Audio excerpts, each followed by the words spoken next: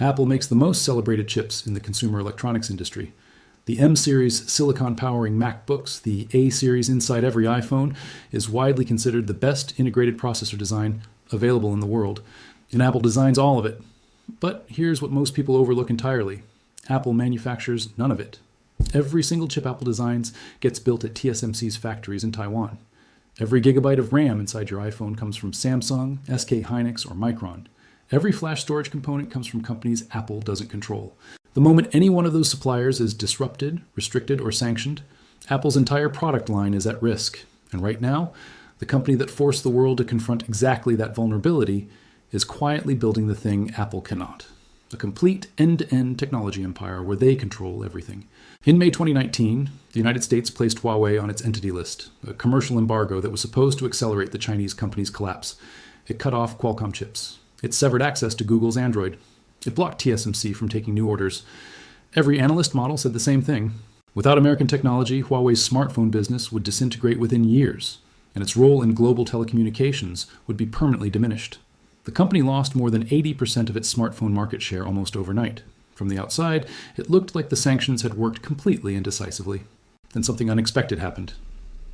In August 2023, Huawei quietly released a smartphone called the Mate 60 Pro. There was no official announcement about what was inside. The company said almost nothing publicly about the chip powering the device, but researchers, analysts, and eventually intelligence agencies from multiple countries began tearing the phone apart literally to find out what had made it.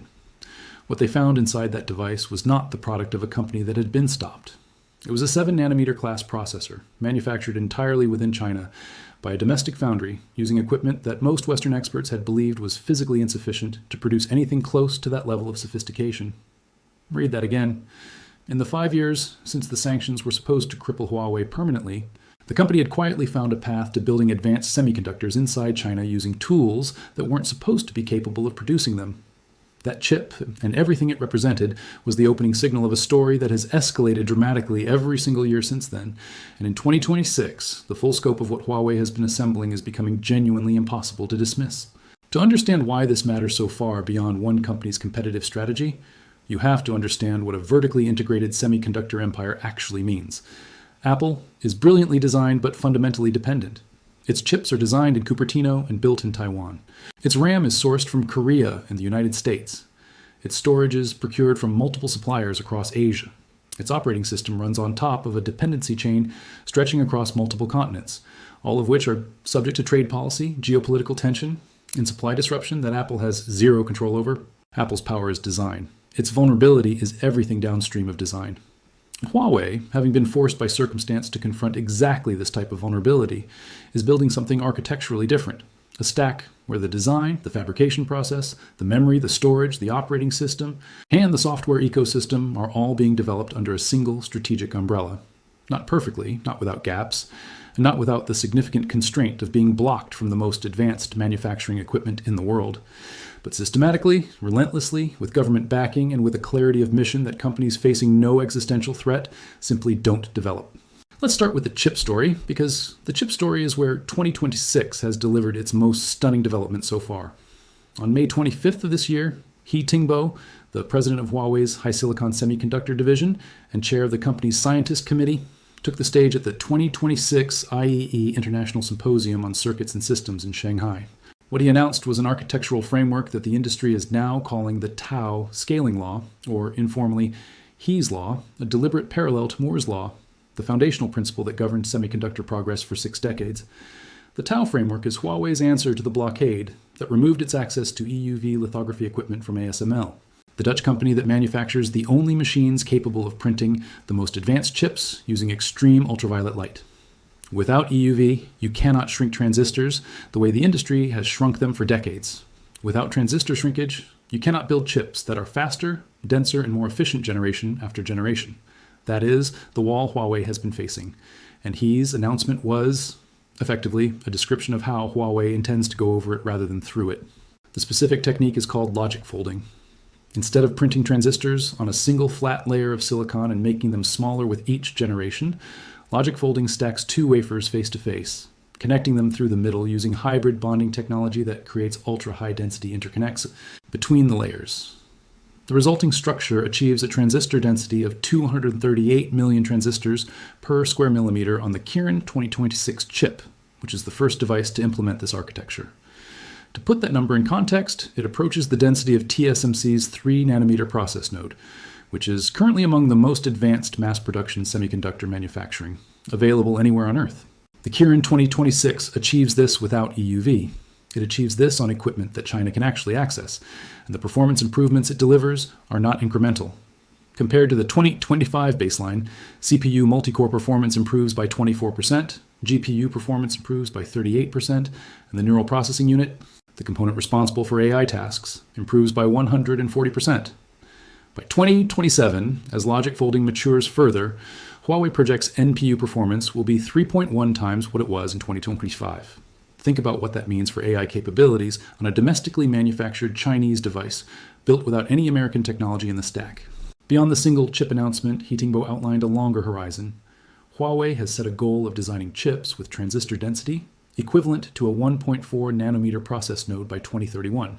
For reference, TSMC is targeting native 1.4 nanometer manufacturing for 2028. Huawei's 2031 timeline means China will still be a few years behind the absolute leading edge at that point, but the trajectory it describes is one of sustained, accelerating convergence. The company that was not supposed to be able to produce 7-nanometer chips at all in 2023 is now targeting a 1.4 nanometer equivalent density in 8 years, using a completely different architectural approach than anyone else in the industry. Independent analysts at Omdia and other research firms have noted that system-level scaling through advanced packaging, 3D chip stacking, and signal path compression is a highly credible method for achieving performance gains without requiring the specific manufacturing equipment that has been blocked. This is not wishful thinking about Chinese technological nationalism. These are documented, published engineering approaches with measurable outputs that have already been demonstrated in real shipping consumer devices. The PC chip story runs in parallel to the mobile one. Huawei's Kirin X90 CPU, designed by HiSilicon, received Level 2 National Security Certification from China's Information Technology Security Evaluation Center in late 2025, a certification that typically precedes widespread adoption across government and enterprise systems. The Kirin 9000X, an octa-core processor running at 2.5 GHz base clock, powers Huawei's Qingyun and W515Y and W5 and W8i desktop computers launched in November 2025 as direct successors to the previous Qingyun generation. These machines run either Huawei's own Kirin OS or China's Unity operating system, carry domestic storage, and connect to Huawei's own networking hardware. They are designed specifically for Chinese government and enterprise deployment, which means the strategic purpose is explicit, replacing Intel and AMD processors in the most sensitive government computing environments in the country. And because China's technology self-sufficiency objectives are backed by procurement policy rather than just aspiration, those government design wins translate into guaranteed volume that sustains the supply chain even when commercial performance doesn't fully match Western alternatives. Now let's move to the RAM story, because this is where the disruption of the global semiconductor order has become most visible in 2026, and most surprising, even to people tracking this space closely. Chongqing Memory Technologies, known as CXMT, is China's only operational DRAM manufacturer producing and shipping GDEC-certified memory chips at commercial volume. In the first quarter of 2026, CXMT captured 8% of the global DRAM market, making it the fourth largest DRAM supplier in the world, behind Samsung, SK Hynix, and Micron. That number alone should register as extraordinary. The global DRAM market has been a 3-company oligopoly for more than a decade. A Chinese entrant claiming the fourth position with 8% global share in the span of just a few years of commercial operation represents one of the fastest market share gains in the history of the memory chip industry. And the pace of growth behind it is even more striking. CXMT's monthly wafer production capacity grew from 100,000 units at the start of 2024 to 290,000 units by the end of 2025, nearly tripling in a single year. The company's revenue for 2025 came in at approximately $8 billion, a 130% increase from the previous year. These are not the numbers of a company fumbling through early-stage manufacturing. These are the numbers of a company that has achieved genuine industrial scale. What CXMT produces covers the full spectrum of modern memory requirements. DDR4 and DDR5 for computers and servers, LPDDR5X for mobile devices, which is the fastest low-power memory standard currently in use inside flagship smartphones. And by late 2025 and into 2026, CXMT began sampling HBM, high bandwidth memory, which is the specialized stacked memory architecture that makes AI accelerators like NVIDIA's H100 and future generation chips perform at scale. The company has set 2026 as its target for HBM3 mass production, with an initial monthly output of around 30,000 wafers, alongside a dedicated back-end packaging facility in Shanghai. According to multiple reports, HBM samples have already been supplied to Huawei for evaluation. If CXMT successfully reaches HBM3 mass production this year, it would mean China has broken into what is currently the most strategically valuable and most supply-constrained segment of the entire semiconductor industry. Only Samsung, SK Hynix, and Micron currently produce HBM at commercial scale. NVIDIA cannot build its AI training chips without them. A domestic Chinese HBM supplier connected to Huawei would change the strategic calculus of the global AI hardware race in a fundamental way. And yet, the CXMT story in 2026 contains a subplot that illustrates exactly how profoundly the power dynamics within China's own semiconductor industry have shifted. For months this year, CXMT has been raising prices on Huawei, one of its largest customers. Huawei pushed back, demanding relief from the escalating costs. CXMT held firm. The confrontation became public enough that executives at a Huawei connected equipment company concluded it was the product of a genuine power struggle between the two organizations, not simply a commercial negotiation. CXMT then removed engineers linked to Huawei from its R&D facility. This is remarkable on its own terms. The memory company that exists in significant part because of China's broader semiconductor self-sufficiency drive, a drive in which Huawei has played a central founding role, is now powerful enough to hike prices on Huawei and expel its engineers from the premises.